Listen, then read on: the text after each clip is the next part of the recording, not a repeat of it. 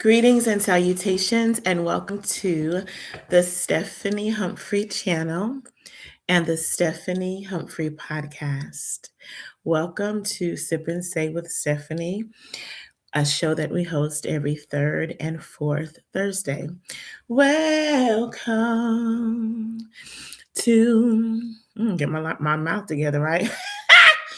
Welcome to Sip and Say with Stephanie. How y'all doing? Like, I'm trying to quiet my laugh. It'd be so loud, but I love my laugh. Absolutely love it. But there are moments that I be trying to be quiet and stuff. I don't know why. So I have my quiet moments. Sometimes I have my moments where I want to be loud and rowdy. And tonight is just a quiet moment. It's a reflecting moment and a thinking moment for me. How y'all doing though?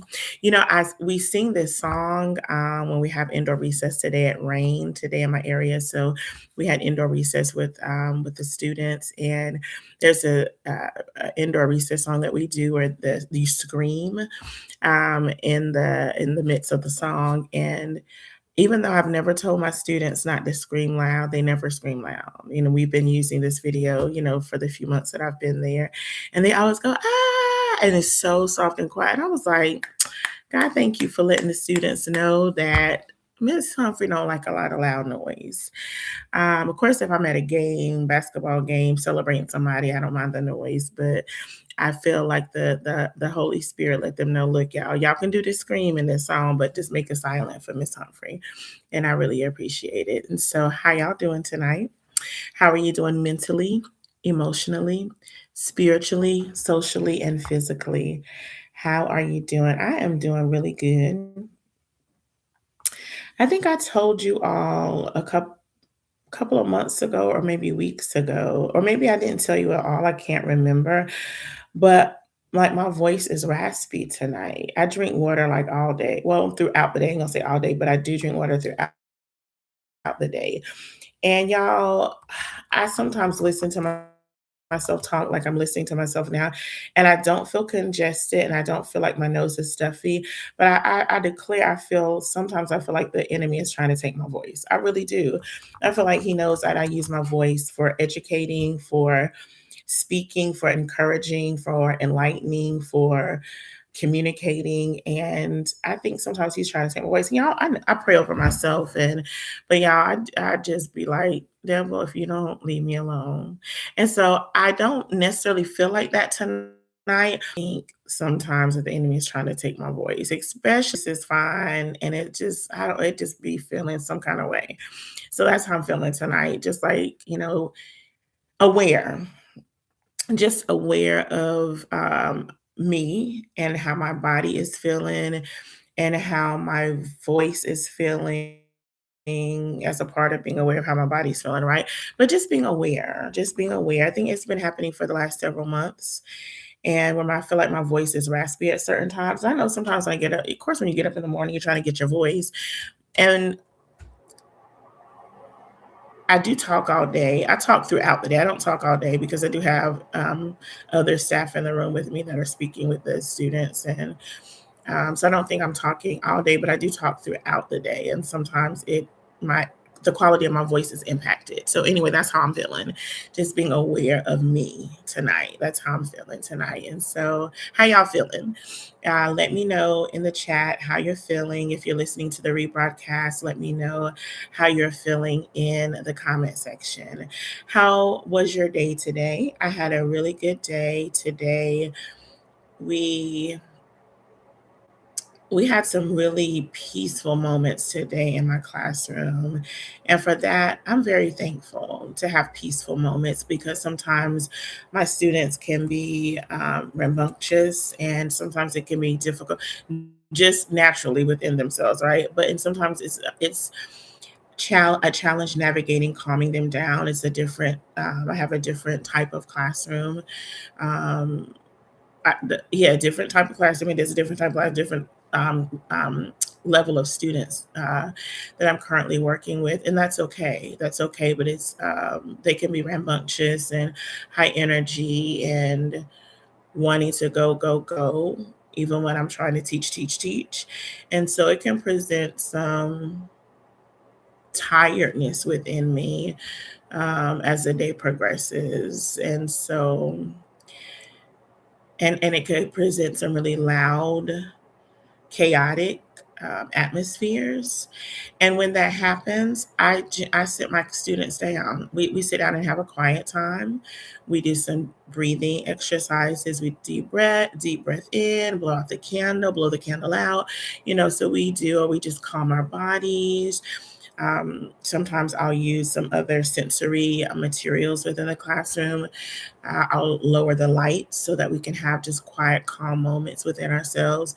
And today was one of those days that was very peaceful. It was very peaceful, and I'm so thankful. I'm so thankful. I feel like the children just got the revelation. We need some peace. Miss Humphrey needs some peace. All the teaching staff, we need some peace. But it was really sweet. It was just a really sweet atmosphere today. And I thank God for it. I don't take those moments where the students are calm and they're ready to learn. They engage with each other well without us having to always intervene on their behalf. I appreciate those moments. I definitely do not take those moments for granted. And so I'm thankful. I'm thankful for those moments today of quiet, calm. Hallelujah. Quiet, calm. Thank you, Jesus. And so that's where I am, and that's how I'm feeling today. We're gonna get into some Black history facts in my EJI calendar. I was on a I was on a was it a call? No, I was on a video meeting, and my EJI calendar is right here. And so one of the participants, like we were in a small group, like a group setting. It was like a larger group than they had us in breakout rooms. So one of the ladies was like, "Is that an EJI calendar on your wall?" Yes, ma'am, it is. Thank you for recognizing it. So it was so nice that somebody else recognized. And y'all can see, like I can see how this looks in your screen. Like it looks blurry from I'm thinking that you all see it blurry, right? But she recognized, hey, this EJI. I'm just like, yes, ma'am. Every year for the last few years, I've been getting the calendar. I didn't get any this year. This year, I was disappointed in myself, but my year was just moving, y'all. I didn't take the time to do my normal purchase for calendars to give out at Christmas, which is not too late, but I usually try to do that in November, early December, and miss the whole month to share calendars. But calendars are still available for 2026.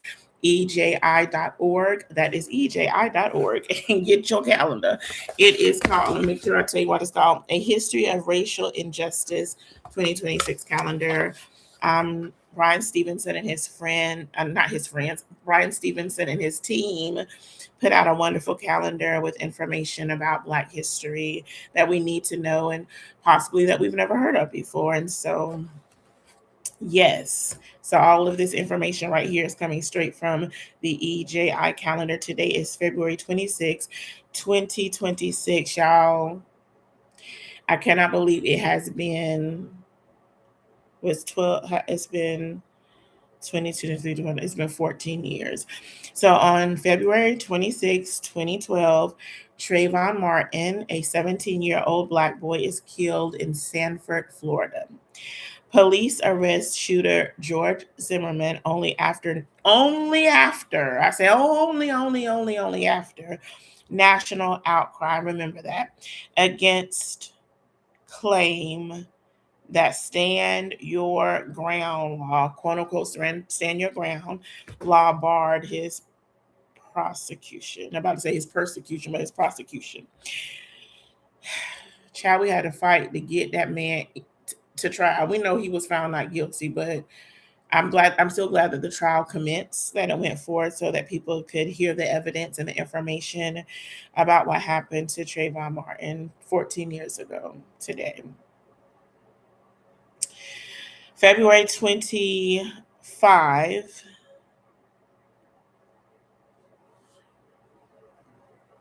I want to go to February 24th, 1865. Kentucky refuses to ratify the 13th Amendment, abolishing slavery, and does not do so until 1976. Did y'all hear what I said? In 1865, February 24th, Kentucky, the state of Kentucky. We got any Black Kentuckians out there? Kentucky refuses to ratify the 13th Amendment abolishing slavery and does not do so until 1976.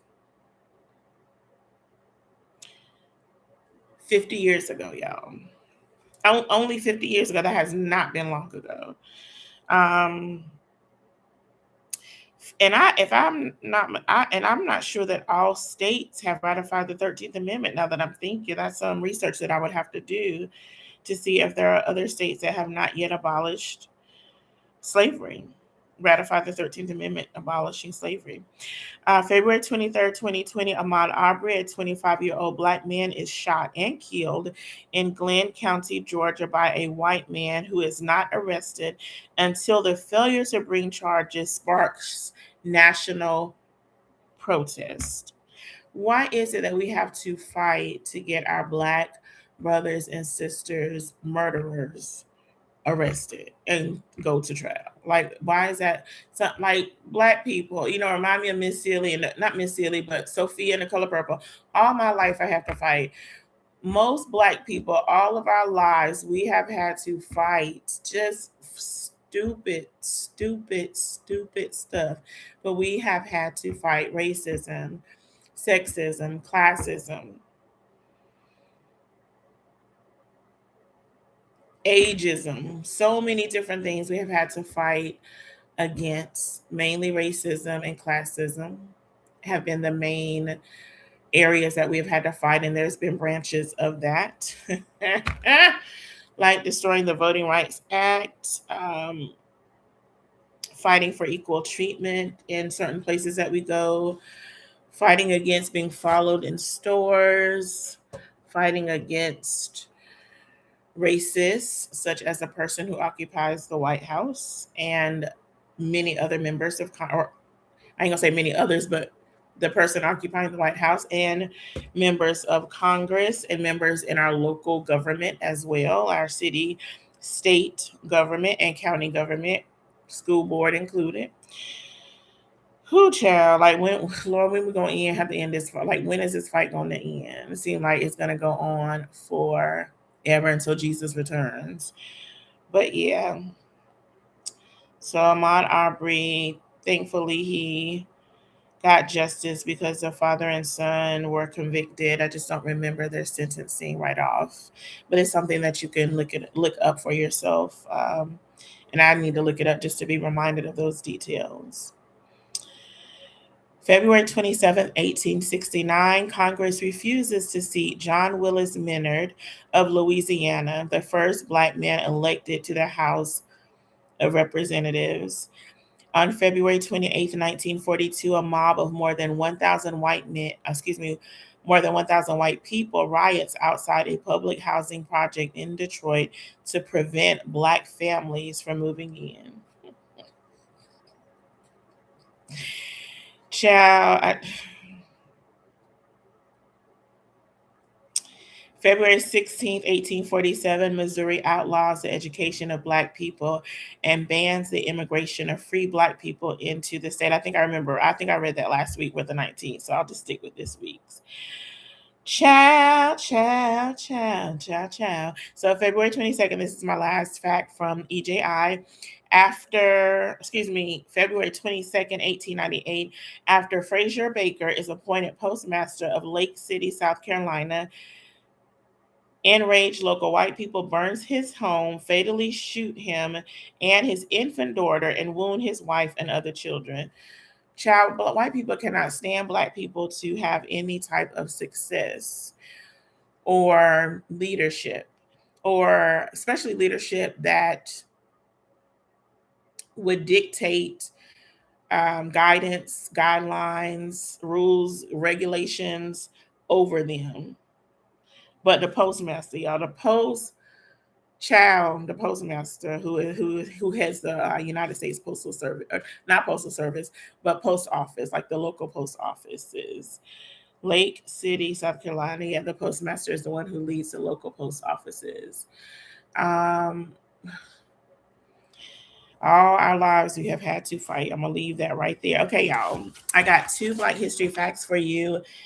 I'm gonna see if I can get it up today.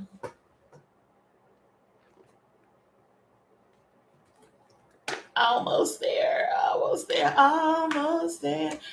Ah, Miss Lou. I knew Miss Fannie Lou Hain when she was gonna fall, but it's okay. Y'all almost there. Okay.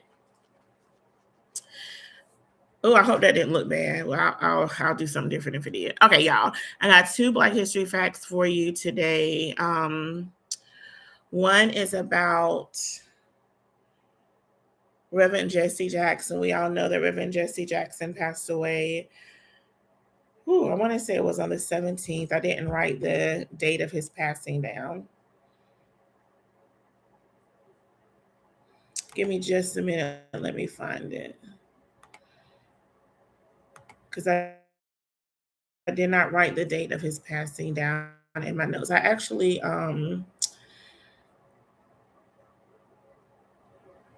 let me see if I have it here.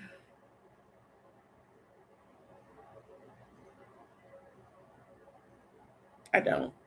So let me look it up. I want to say it was the 17th, but I don't think it was that early. I feel like I might have that date wrong. So let me just look it up.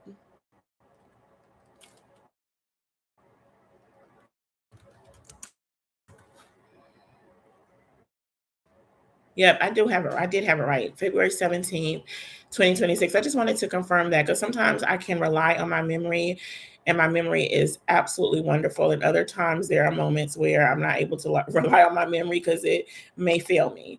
And so I think, thankfully, I did get that right. But February 17th, 2026, Reverend Jesse Jackson Sr. took his final rest. As we hear the season folks say, he passed away. And so I didn't mention his passing last week. I got caught up. I had it in my mind, then got caught up and didn't get an opportunity to share it. But I do want to take a moment to honor his life and his legacy by speaking about him today. And I think I'll talk about him first, and then I'll talk about Dr. Anna Julia Hayward Cooper. So I'm trying to make my print bigger. That's why I'm talking and not reading, because that's how I make my print. Even though I have my glasses on, sometimes the larger print does support. Praise God. Hallelujah. Okay. So Reverend Jesse Lewis Jackson Sr. was born on October 8th, 1941. Y'all know I can't list out all of Dr. King, not Dr. King, but all of Reverend Jackson's accolades. So y'all just got to, research the rest of it for yourself because he did so much for America, so much for Black America, so much for America in general. And so just want to let you know, I can't get to everything, but we're going to get to some things. Okay. Hey, Uncle Darno, great to see you. Reverend Jesse Lewis Jackson Sr. was born on October 8th, 19... Sorry, y'all, my cursor went down and I lost my footing here. 1941 in Greenville, South Carolina. Reverend Jackson graduated from the public schools in Greenville and later enrolled in the University of Illinois on a football scholarship. He was a QB, y'all. Anywho, he later transferred to NC A&T State University. Go Aggies. This Eagle supports you because we sisters and brothers.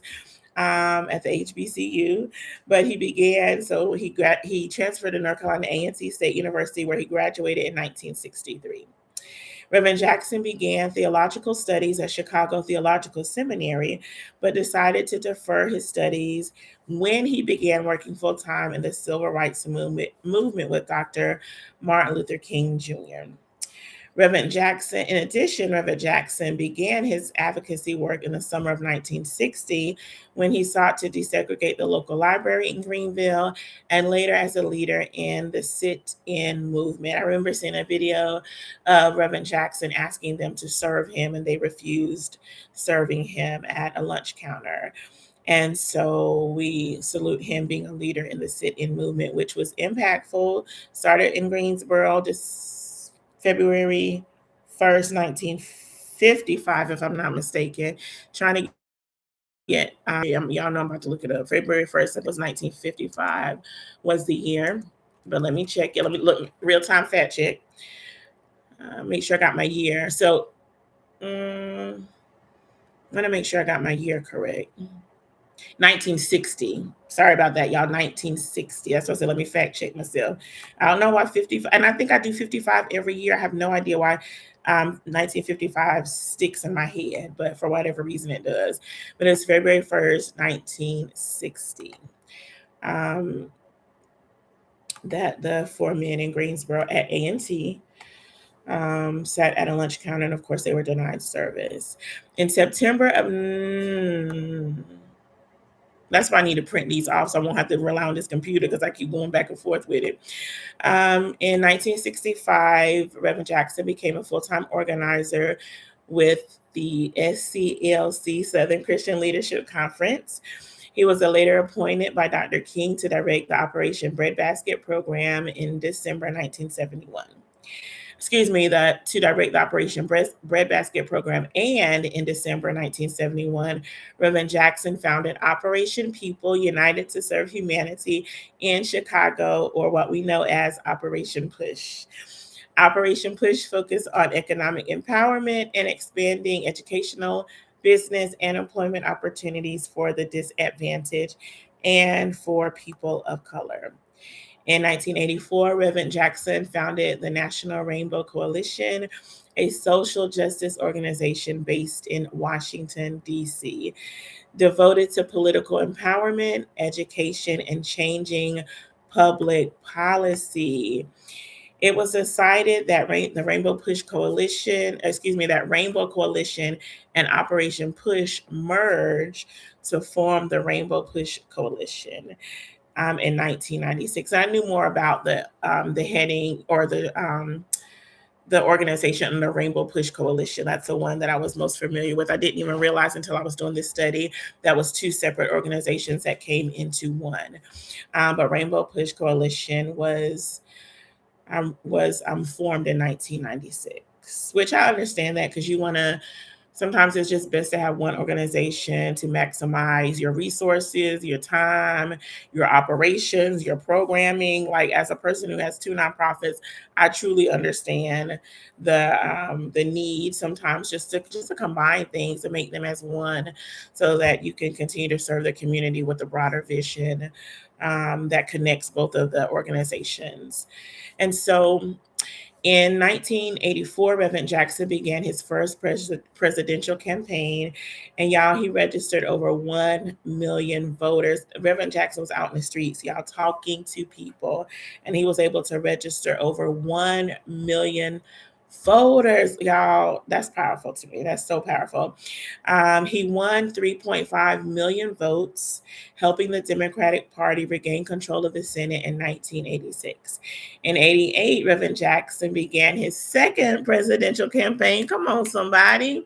And then at that time, he registered 2 million new voters, y'all, and he won 7 million votes. He actually became the first and the second in 46 out of 54 primary contests, y'all. He won either for, like I said, first or second, well over half of the primary contest in 1988. Y'all, I love that so much.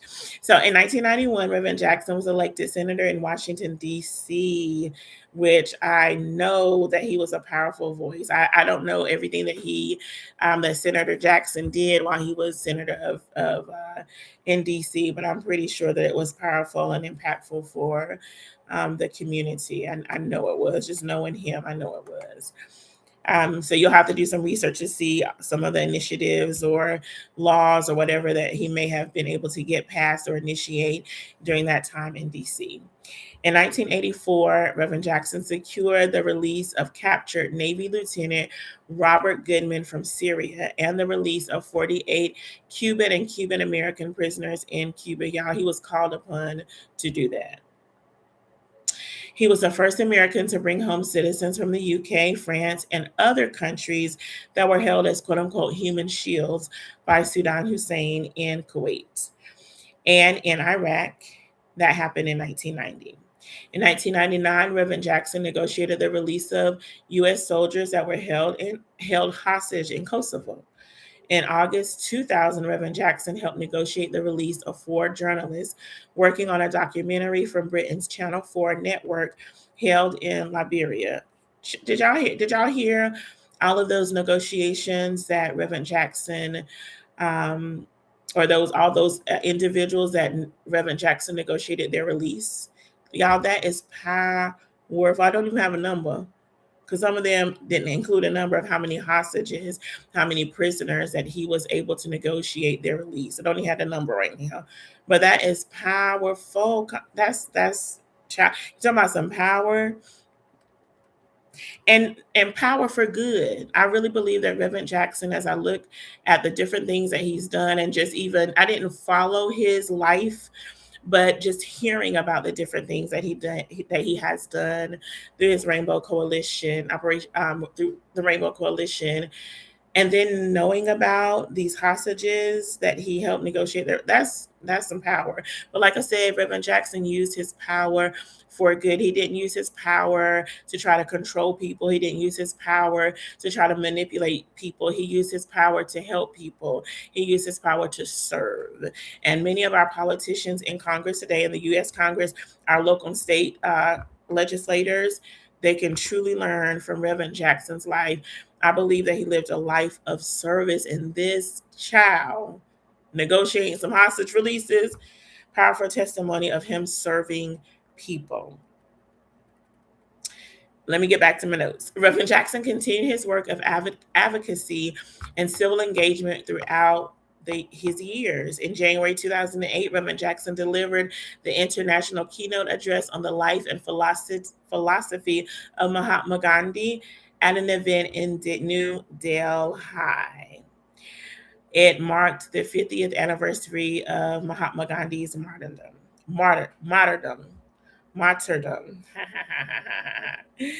And it also, the global event, it also celebrated the strength of just nonviolence, like nonviolent resistance, nonviolent action. Child, we can protest, we can march, and we can do so in a nonviolent way to get our point across. Got Ahmaud Arbery's killers off the street and convicted, arrested, convicted. And it also helped with Trayvon Martin's getting George Zimmerman arrested and going to trial, and others, you all. George Floyd, and got his killer off the street and in jail. He trying to get out of it, y'all. Have y'all heard? I haven't gotten an update. I think I was reading it a couple of months ago. He trying to get out of there, y'all. He trying to get out, but serve your time. You did a crime, serve your time. Okay, let me get back to my notes about Reverend Jackson. Reverend Jackson. Hold on, let me go down because I got so many little things that I want to bypass. So Reverend Jackson is known to have walked more picket lines and spoken at more labor rallies than any other national leader. You all, when Cesar Chavez, which I didn't have this in my notes, but when Cesar Chavez grew weary, Reverend Jackson went to Cuba to support his work. Child, Reverend Jackson, come on, somebody. So he has worked with unions to organize workers, protect workers' rights, and mediate labor disputes. In 1996, I went down a little too far. Let me go back up. In 1996, Reverend Jackson traveled to Asia to investigate treatment of workers in the Japanese automobile industry and in athletic apparel factories in Indonesia. Child, Reverend Jackson, in my opinion, these are my words, is just a international treasure with all of the people that he impacted, that he supported, that he helped, that he gave a voice to. His work with nonviolent social change, with not repairs of the breach, that's Reverend Barber, but with the Poor People's Campaign, taking up the mantle of Dr. King when they were in Memphis. His work as a social activist, him running for president. He has done so many remarkable things that, again, have impacted so many people. And I want to give honor and recognition to the life and the legacy of Reverend Jesse Louis Jackson Sr. Yes. Y'all, one of my quotes that I like by Reverend Jackson, I do want to read that to you. Leaders must be tough enough to fight, tender enough to cry, human enough to make mistakes, humble enough to admit them, strong enough to absorb the pain, and resilient enough to bounce back and keep on going. Whew, rest well, Reverend Jackson, rest well. I apologize that I don't have the details of his homegoing services. I do know that his body was, um, I want to say that's not the right terminology for it, but his body was available for view because I don't remember. I should know the terminology, but I don't right now. My apologies, but his body was at the Rainbow Coalition headquarters in Chicago, and so I know that was happening today because I was watching the services earlier. It wasn't a service, but just the, like I said, the viewing of the body. Please forgive me for not having the official um, name. I think I know what it is, but I'm not sure. So you all understand. So I was watching that a few hours ago, and just I was looking at Reverend Jackson's family and was like, ooh, I wish they could sit down and get some rest because people they're standing beside the casket, and people are, of course, are greeting them, and that's what you do. You stand there and you allow those who are visiting to greet you and to offer their condolences and words of encouragement and comfort to you.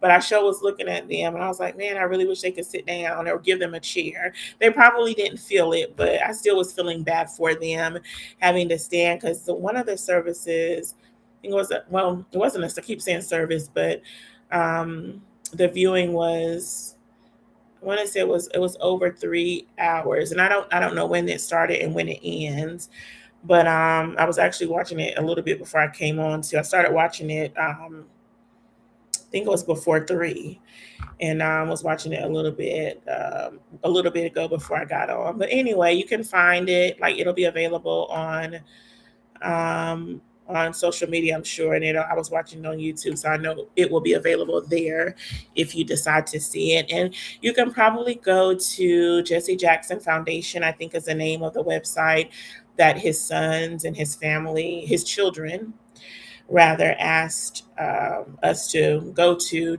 get the information about his services and the memorials that are happening in his honor and on his behalf. So I think it's jessejacksonfoundation.org if I'm not mistaken. I'll put the link in the description a little bit later.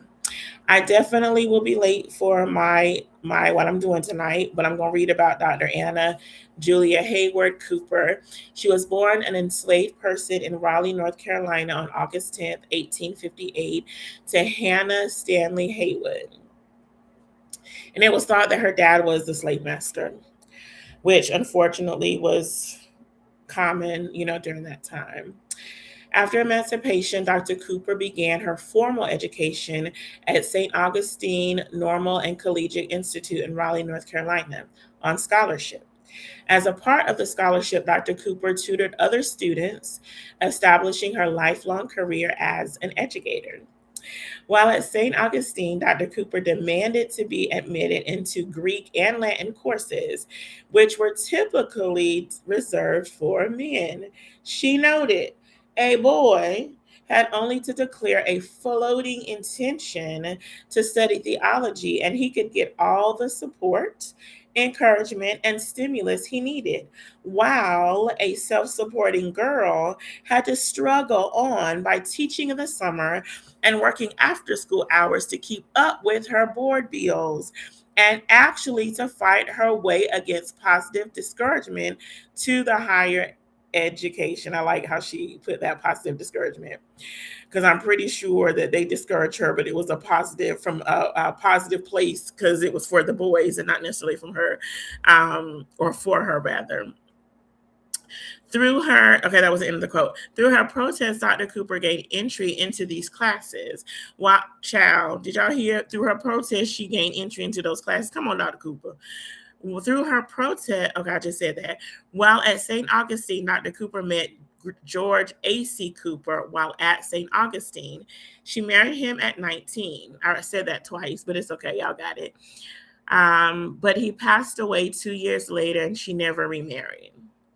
Dr. Cooper graduated in 1877 and continued teaching until 1881, when she enrolled in Oberlin College. Dr. Cooper, supporting herself through teaching, decided to write to the Oberlin College president to ask if she could attend the college tuition free. Her request was granted, and she attended school free of charge. Come on in here, Dr. Cooper. While at Oberlin, Dr. Cooper faced gender obstacles yet again when she was denied access to quote unquote gentlemen's courses. She launched a petition and was again granted entry into these courses. She earned a bachelor's degree in 1884 and an honorary master's degree in 1887. In 1887, Dr. Cooper expanded her teaching career at the M Street Washington High School in Washington, D.C., the only Black college preparatory high school where she advocated for Black students to have opportunities for college education. In 1892, Dr. Cooper wrote, I need to look for this book too, but she wrote A Voice from the South by a Black Woman of the South. It was a collection of essays and speeches that focus on race, gender, class, labor, Southern identity, and education. It is considered the first book articulation of Black feminist theory. She noted, quote, the colored woman of today occupies, one may say, a unique position in this country, where she is confronted by both a woman question and a race problem, and is as yet an unknown or an unacknowledged factor in both. I was just like, come on, Dr. Cooper.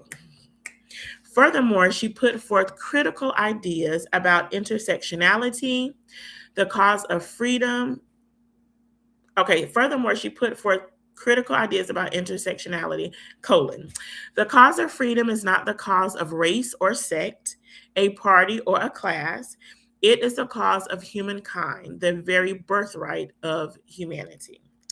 Dr. Cooper's book became the topic of intellectual debates and racial politics, leading her to be a speaker at the 1893 World's Congress of Representative Women, one of only 6 Black women to do so.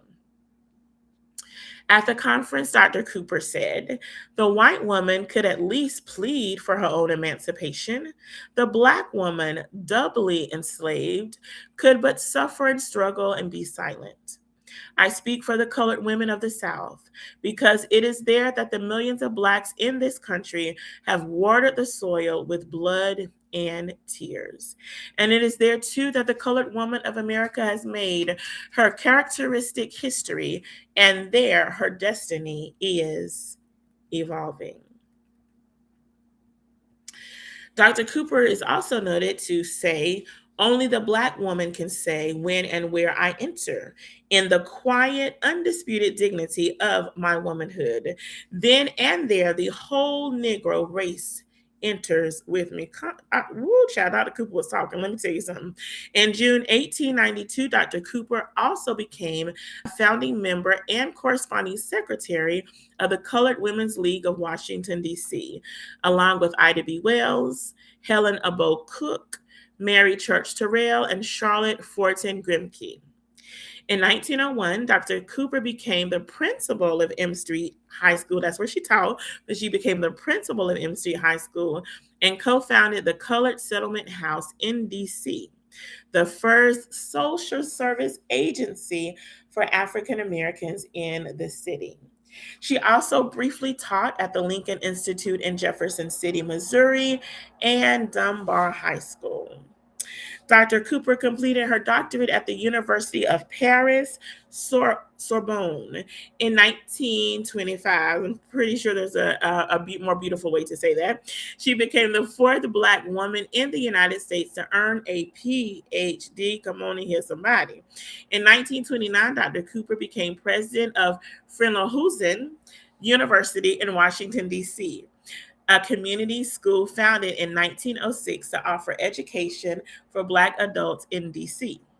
As an educator, author, activist, and scholar, Dr. Cooper committed her life to uplifting the Black community by advocating for the status of Black women and for higher education for the Black community. She passed away February 1964 in her sleep. Y'all, she was 105 years old. I salute Dr. Cooper so strongly for being an activist, for being an educator, for being a innovator, for being just a, not. I don't want to say that. I want to say a woman ahead of her time, but no, she was right in time. I love that she was a self advocate, making sure that she received the courses that she wanted to take to further her career and to further pursue her life pursuits. Y'all, come on in here, Dr. Cooper. And let me tell y'all one more thing about Dr. Cooper. If you have a passport book, not the card, but the book, I want you to get your passport book because there is a quote in your passport book that is Dr. Anna Julie Cooper's quote. Let me tell you what it says. It says, "The cause of freedom is not the cause of a race or sect, a party or a class. It is the cause of humankind, the very birthright of humanity." Thank you, Dr. Cooper, for uplifting and advocating for the Black community. Come on in here, somebody. But yeah, y'all check out Child. Come on, Black woman is quoted in your passport book. Come on, somebody. So we honor and salute Dr. Cooper. All right, y'all. I am done with our Black History Facts. Once I finish my regularly scheduled programming that I'm working on right now, I'll be able to give us some more Black history information. But y'all know this year in 2026, the third and fourth Thursdays are dedicated to Black history. That's what I'm doing in 2026. Instead of giving you all the news like I did in years prior, and I started to wean away a little bit in 2025, but I love giving the news, and I still like it, but I don't love it like I used to. And so we're going to do all things Black history on the third and fourth Thursdays. We'll still do Bible study the first and second Thursdays. We have a special guest coming in for the entire month of April. You all will have a special guest. I will be here still in March, but you'll have a special guest. And so, I'll also be here in March. And in April, we'll go back to 6:30 just for the month of April to accommodate our guest. And I'll let you know who he is a little bit later. Okay, y'all? Before I let you go, I want you all to be aware of the SAVE Act. It is an act that has passed in the House. The Senate is, I don't know if the Senate has gotten to it yet or not, or if they will be debating on it soon, but it is in the Senate right now, the United States Senate, so that they can talk about it and debate it and decide what they want to do. You all, I have a link on my website already, and I might do it a different way, but I'll add the link to the description in case you have never heard of the SAVE Act. It really is an act to disenfranchise voters, and more specifically women voters, people of color voters, because if this act passes in that Senate and it becomes law, every person who registers to vote, or every current person registered to vote, will have to prove their birthplace citizenship by submitting or showing, at least not necessarily submitting, but showing a copy of their birth certificate or their passport. Some people don't have their birth certificate, and women who marry and take on their husband's last name, because you all know not every woman takes on her husband's last name, but women who are married and take on their husband's last name, their current ID and their birth certificate, they're not gonna match up. And so there could be some hindrances there from that woman either updating their registration or actually registering to vote, because IDs, like her married name ID, is not going to match up with her original birth certificate. And it doesn't say original birth certificate, but I'm just saying your birth certificate, her birth certificate is not going to match up with her current identification if she did change it, once she got married and took on her husband's last name. Yeah, it's horrible. So if you if you will, call your senators and let them know. I'll add that information as well. I'll remember it's 202 for the switchboard. That's the area code. But I will add that information to the description. Read up on the SAVE Act. Talk to your senators about how you feel about it. And y'all make sure that you are voting in the primaries. Y'all, primary season is open and available. So please vote. Please vote. Get your family, your friends, your cousins, your coworkers, your enemies. Let everybody know that voting season is upon us and that it is imperative that we vote. Y'all, let me take a sip. I forgot to ask y'all what y'all was sipping on. I'm sipping on my H2O tonight.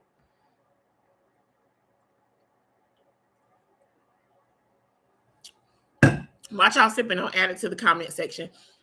Or add it to the live chat and then add it to the comment section if you're listening later. Please vote, y'all. If you're not registered to vote, get registered to vote. If your child turns 18 before the November election, they are able to get registered to vote. If they're 17 now, they are eligible to vote. So get them registered. Come on in here, somebody. Let's make sure we're voting. Vote your conviction. I'm not telling nobody who to vote for. I know who I'm voting for. I'm not going to tell you who to vote for. I will tell you this. Research the candidates and vote your conviction. Research the candidates and vote your conviction. Research the candidates, and vote your conviction. But whatever you do, vote. Exercise your right that people were murdered for, that people died for, that people bled for, so that we as Black people and other people of color could vote. Child, exercise your vote. Don't wait for nobody to come talk to you. If you want to wait for somebody to talk to you, that's okay, but still get yourself out there. We want to say your hind parts. Get yourself on out there and vote, y'all. It is so important that we vote. I'm thinking of something right now, but I need to find the information. And when I find the information, I'll probably add it to the description. But it's something that I want to share with you. Well, I don't think I can share it with you. I don't know. If I can share it with you, I will. And if I can't, I'll try to figure a way around it. Or maybe it's information you can find out for yourself. But y'all, I'm done because I'm already late to what I need to do. And I'm okay with that.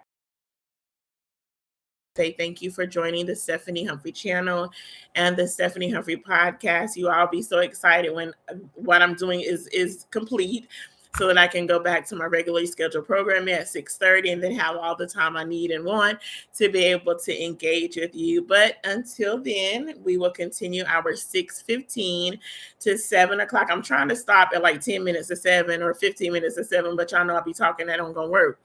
But 6:15 to 6:45, that usually goes till 7 o'clock. I'm trying to stay within that 30 to 45 minute time frame. But until the summer, this is what will be, with the exception of April. I did want to let you all know, because all know I've been doing unboxing for the last 2 sessions, but I don't have any Black owned business products that I've ordered in the last couple of weeks or months. Couple of weeks. Did I order? Yeah, I've showed you all everything that I've ordered thus far. So as I continue to order throughout the year, since I'm doing all things Black history this year for Sip and Save with Stephanie, I will show you, because there's things on my radar that I'll see if I'm going to be ordering for this year or not. And if I do, I will do the unboxing here with us if I can wait.